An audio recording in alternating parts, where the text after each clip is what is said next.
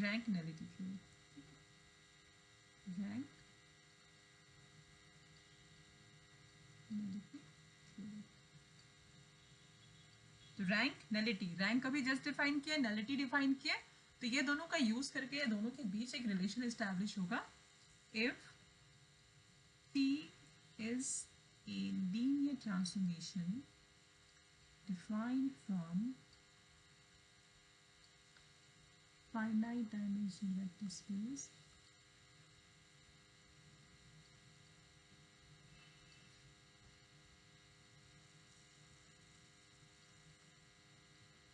U to V,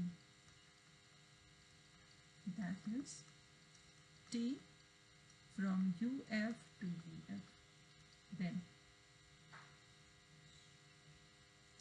dimension of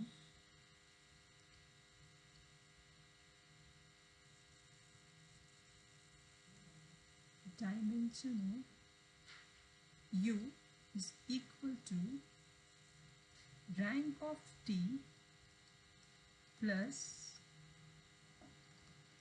nullity of T, और ये एक स्टेटमेंट हुआ, ठीक है। This is rank nullity theorem. Exam में आएगा state and proof rank nullity theorem, तो आपको फिर ये स्टेटमेंट लिखना होगा, ठीक है, अदरवाइज इस टाइप से आता ही है। Dimension of U equal to dimension of range of T plus dimension of kernel of T. एक ही बात हो गया ना, मतलब नलिटी का डेफिनेशन हम लोग यहाँ डाल दिए और यहाँ पे रैंक का डेफिनेशन डाल दिए। क्लियर है यहाँ पे क्या बोले? Yes ma'am. ठीक है, तो ये सब बहुत यूज होता है क्वेश्चंस बनाने में। जैसे अगर आपको एक वेक्टर स्पेस U का डायमेंशन पता है, ठीक है, लीनियर ट्रांसफॉर्मेशन हम डिफाइन किए, और आपको कर्नल का भी डायमेंशन पता है, तो आप उसके रेंज का डायमेंशन फाइंड कर सकते हैं, ठीक है, या फिर उस लीनियर ट्रांसफॉर्मेशन का रैंक फाइंड कर सकते हैं। यहाँ पे किसी को कुछ पूछना है, कुछ नहीं समझ में आया? तो यहाँ पे सबसे पहले जो हम एज्यूम करेंगे वो होगा एक बेसिस कर्नल टी का, ठीक है। Let B1 be the basis of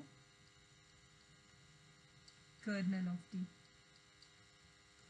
तो बेसिस है तो B1 में कुछ एलिमेंट होगा डेफिनेटली, तो B1 में हम एलिमेंट लेते हैं बीटा। अल्फा से स्टार्ट करते हैं, alpha 1, alpha 2, alpha m। Then dimension of kernel of T कितना हो जाएगा? M m। नाउ अब कर्नल ऑफ टी क्या है, किसका सबसेट है? Kernel of T ma'am U is a subset of U, U and B1 is also a subset of U. Also, B1 is linearly independent. So, using extension theorem, we can extend B1 to the basis of U. So, by extension theorem,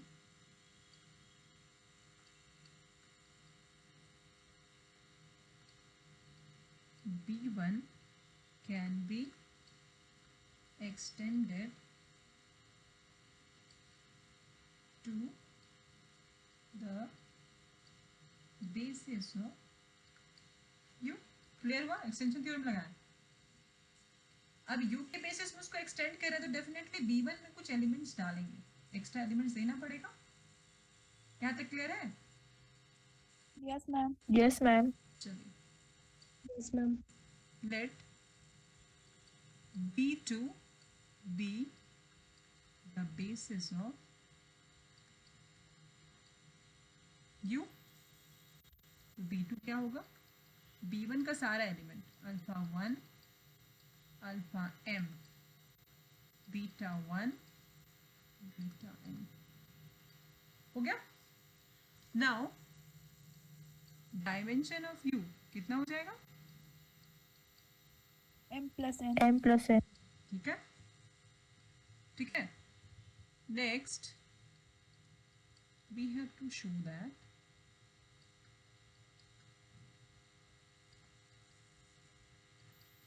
expression मेरे पास क्या था, dimension of U equal to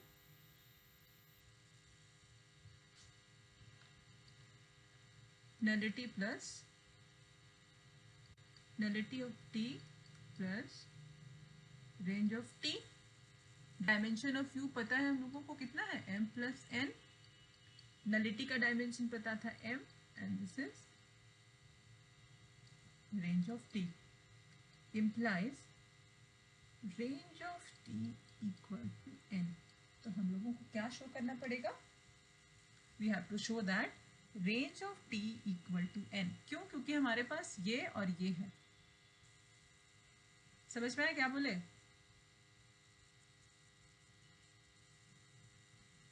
ये ma'am nullity of t plus rank of t ना ma'am.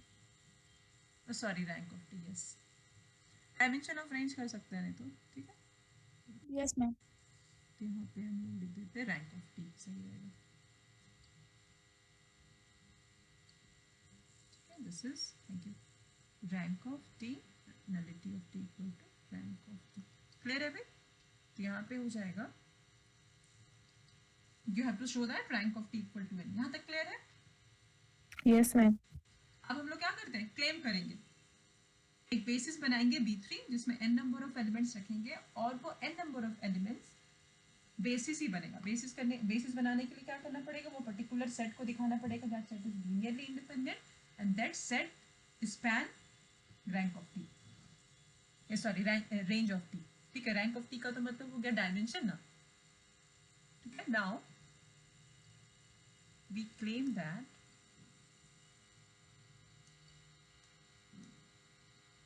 ये आपके AR बस system में नहीं है ये थ्योरम, ठीक है, इसलिए प्लीज फोकस करिए. Now we claim that B3, B1 B2 use कर चुके हैं, B3 इक्वल टू, अब आपके पास n नंबर ऑफ एलिमेंट है. तो अगर हम ये लिखते हैं β1 β2 βn be the basis of range t. यहाँ पे रैंक नहीं लिख सकते हैं.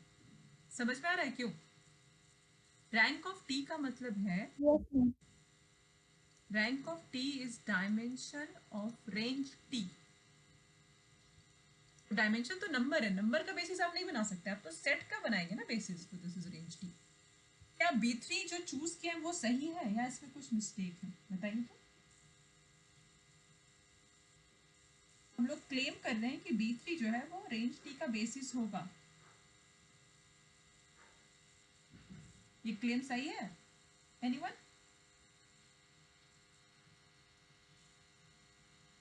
अच्छा ठीक है. क्या ये रेंज के एलिमेंट दिखाई दे रहा है. क्वोशंट स्पेस में हम लोग कैसे किए थे, क्वोशंट स्पेस का जब डायमेंशन फाइंड करे थे, ये चीज हम पॉइंट आउट किए थे उस टाइम पे. और सेम टाइप का चीज अभी यहाँ हो रहा है. ये जो कलेक्शन है ना ये गलत है.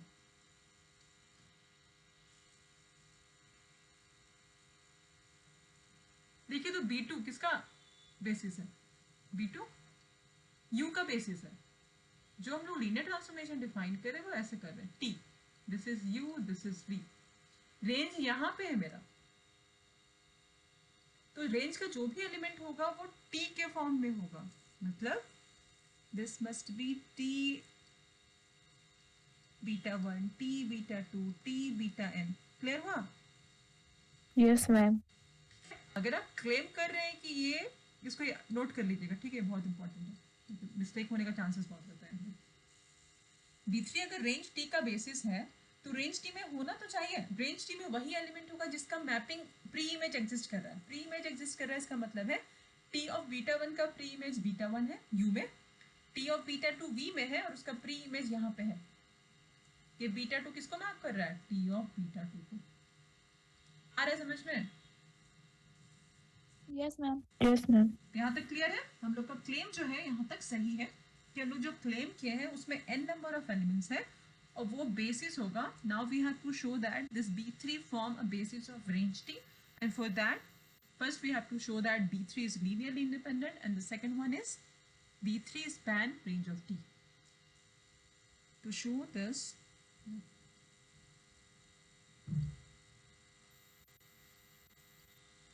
next we will prove that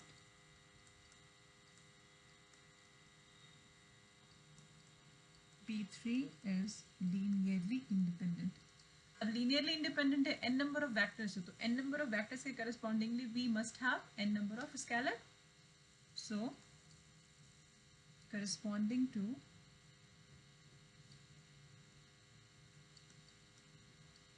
each vectors of B3 we have n scalars such that B1 T of beta 1, Bn T of beta n, this is equal to 0 for all Bi belongs to F, I equal to 1 to n. Clear है यहाँ तक? एक linear combination हम बना चुके हैं. Clear है? Yes? Yes, ma'am. No? Yes, ma'am. ठीक है. अब देखिए ये टी लीनियर ट्रांसफॉर्मेशन है.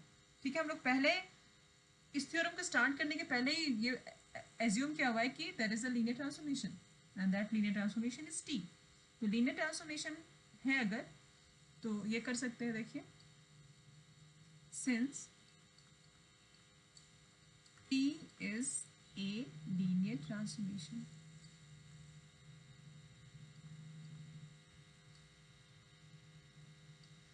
so this T स्केलर को क्या कर सकते हैं एक साथ? Yes, ma'am.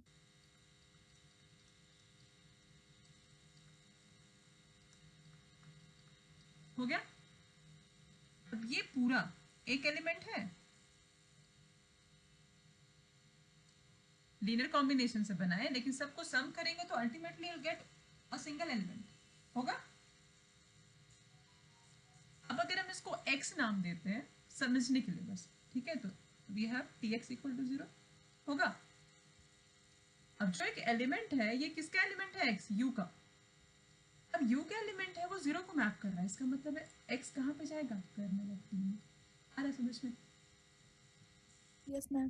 0 को मैप कर रहा है, इसका मतलब है कि ये एलिमेंट कर्नल ऑफ t का एलिमेंट है.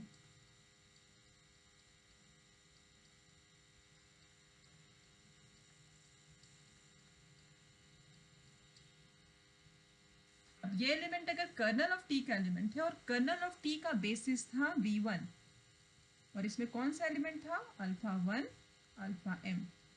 मतलब इस एलिमेंट को इसके लीनियर कॉम्बिनेशन में एक्सप्रेस करेंगे. implies b1 beta 1 bn beta n equal to a1 alpha 1 am alpha m. alpha j belongs to f, j equal to 1 to m. सबको एक साइड लिखिए. ये हो जाएगा minus a1 alpha 1 minus am alpha m plus b1 beta 1 bn beta n equal to 0. अब ये सारा element alpha 1 alpha 2 alpha 3 beta 1 beta 2 beta 3 किसका बेसिस है?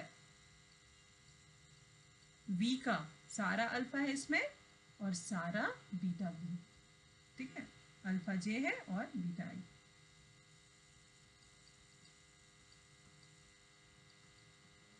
ठीक है, मतलब alpha j beta i. Alpha का वैल्यू कहाँ से कहाँ तक? 1 टू n और बीटा का वैल्यू 1 टू n. तो नाउ क्योंकि alpha 1 alpha 2 alpha n beta 1 beta 2 beta n is a basis of u, so all scalar must be alpha j equal to 0, bi equal to 0. समझ में आया? all alpha j equal to 0 and all bi equal to 0. Why? Because alpha 1 alpha m beta 1 beta n is a basis of u। Clear है या नहीं? यहाँ तक बताइए। Initial assumption था मेरा b1 जो कर्नल ऑफ t का बेसिस था, फिर इसको एक्सटेंड किए b2 बनाए जिसमें सारा अल्फा और बीटा लिए जो u का बेसिस था। ये जो लीनियर कॉम्बिनेशन में मेरा एलिमेंट आया वो सारा अल्फा और बीटा के कॉम्बिनेशन में आ गया। तो from this you must have all scalar zero. तो अगर सारा अल्फा जीरो, मैम यहाँ पे a होगा, ठीक है, यस मैम वही दिस इज ए जी, ये स्केलर ए जे, ठीक है। तो all a j zero, all b i zero. तो प्रीवियस पेज में जाते हैं, जो लीनियर कॉम्बिनेशन हम बनाए थे यहाँ से क्या मिल रहा है, सपोज दिस इक्वेशन नंबर 1। तो इक्वेशन नंबर 1 लेते हैं, यहाँ पे ये कॉम्बिनेशन था b1 t beta 1 bn t beta n। ये जो लीनियर कॉम्बिनेशन बनाए थे जो सारा स्केलर जीरो हो जाता, तो मेरे b3 जो था, b3 लीनियरली इंडिपेंडेंट हो जाता। लीनियरली इंडिपेंडेंट हो गया है वो। तो नेक्स्ट क्या होगा, अब पहला हम लोग दिखा दिए लीनियरली इंडिपेंडेंट, नेक्स्ट स्पैनिंग दिखाना है। तो कौन किसको एक्सपैंड करेगा बताइए तो, मैथमेटिकली कैसे लिखेंगे। b3 equal to linear span of range of t। आया समझ में?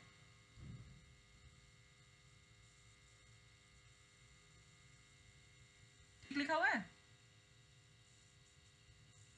ये ठीक लिखा हुआ है? Yes no? Am I audible और नॉट? Yes ma'am. सही लिखा हुआ है?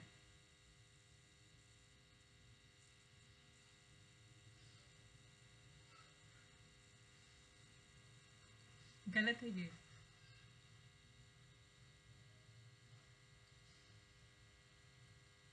Next we have to show that range of t is this linear span of b3। मतलब कोई भी एलिमेंट अगर हम लोग रेंज ऑफ t से लेते हैं तो वो b3 के लीनियर कॉम्बिनेशन में होगा। तो यहाँ पे बस हम लिख रहे हैं b3 में कौन कौन सा एलिमेंट था मेरे पास, t of beta 1 and t of beta n। अब रेंज t में हम एक एलिमेंट चूज करेंगे, ठीक है। Let t of beta belongs to range of t for some beta belongs to u। ये समझ में आ रहा है? कोई भी एलिमेंट अगर हम लोग रेंज में लेते हैं ना, ये मेरे पास ये u था and this was v and this is linear transformation t। अगर वो रेंज में जा रहा है, ठीक है, जैसे हम बोल रहे हैं कि रेंज में मेरा t बीटा है, तो अगर t बीटा रेंज में है तो डेफिनेटली यहाँ पे कोई बीटा जरूर होगा, उसका प्री करेगा तभी वो रेंज में होगा। तो यहाँ लिख रहे हैं कि let t beta belongs to range of t for some beta belongs to u। ये कंडीशन बहुत इंपॉर्टेंट है। अगर बीटा u में नहीं होगा तो t beta range of t में कभी नहीं जाएगा, ठीक है। तो अगर बीटा u में है तो बीटा को हम u के बेसिस के लीनियर कॉम्बिनेशन में लिख सकते हैं, हाँ या ना?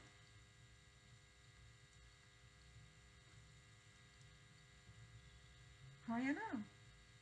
यस लिख सकते हैं। लिख सकते हैं। Yes ma'am Can be expressed as a linear combination of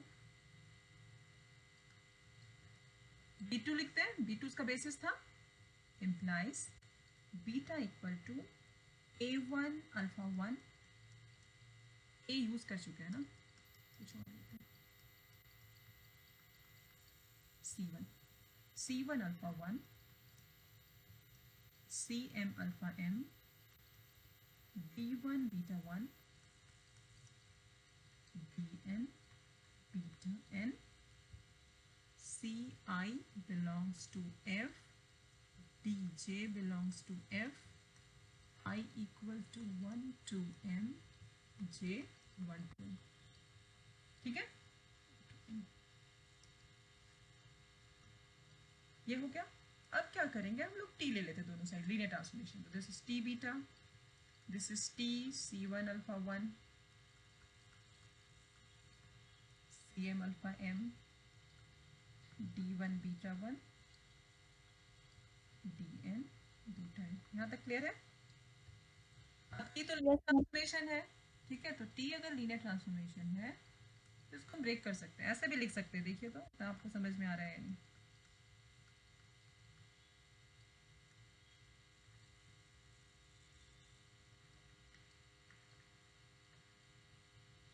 अच्छा ठीक है, इसको ऐसे भी लिखते हैं, इसको ऐसे लिखते हैं, ज़्यादा समझ में आएगा।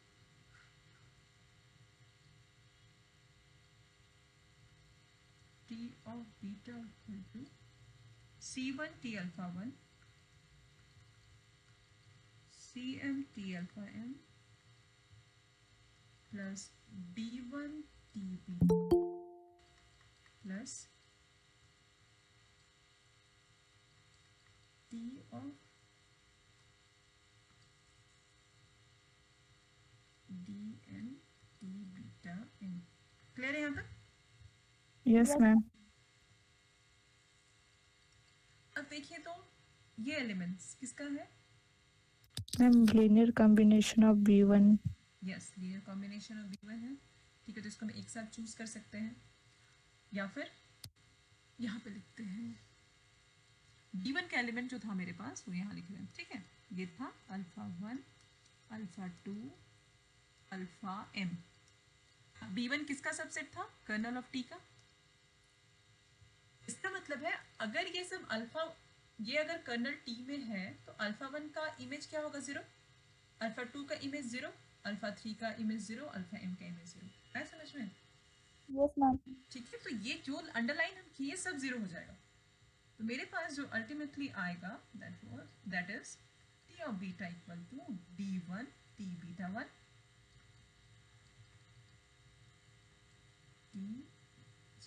dn T beta n। है समझ में? क्यों? Yes, ma'am. All T alpha I equal to 0, ठीक है, because of kernel of T, क्योंकि these are subset of kernel of T, so T of alpha equal to 0। तो अब यहाँ पे देखिए तो क्या किया हम लोग, एक बीटा लिए, T बीटा लिए थे हम रेंज ऑफ T में, और now T beta is expressed as a linear combination of T beta 1 T beta 2 and T beta n। यही है ना B3? Yes, ma'am. तो T बीटा B3 के लीनियर कॉम्बिनेशन में है, this implies T beta is in linear combination of B3।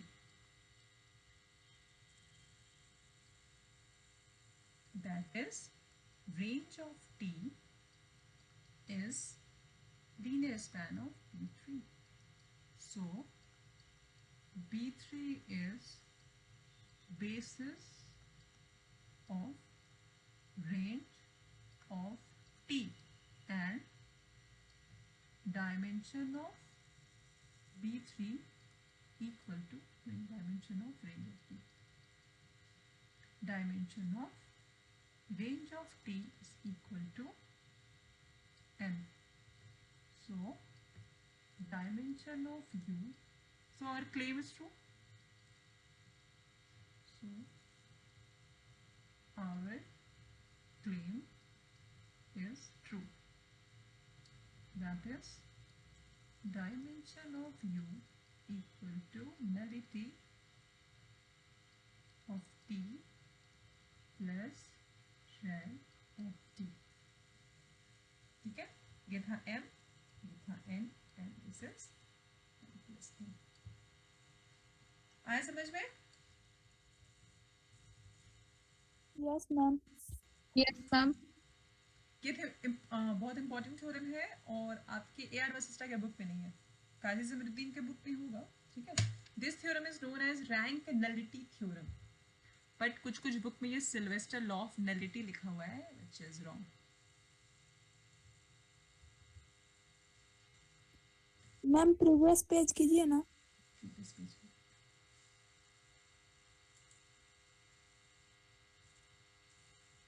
ठीक है, तो रिपीट करें हम क्या किए थे। सबसे पहले प्रूव करने के लिए आप रेंज, सॉरी, कर्नल के लिए आप बेसिस चूज किए, ठीक है, कर्नल के लिए बेसिस जो चूज किए दैट वाज B1। उसके बाद B1 में एक्सटेंशन थ्योरम लगाए, क्यों? क्योंकि B1 is a linearly independent subset of U। उसके बाद एक्सटेंशन थ्योरम से उसको B2 बनाए, और ये क्लेम किए कि रेंज ऑफ टी का जो बेसिस B3 है वो n होगा। तो फिर एक सेट बनाए, और सबसे इंपॉर्टेंट जो सेट हम लोग बनाए है ना, वो सेट ऐसा होना चाहिए, मतलब T ऑफ β1 T ऑफ β2।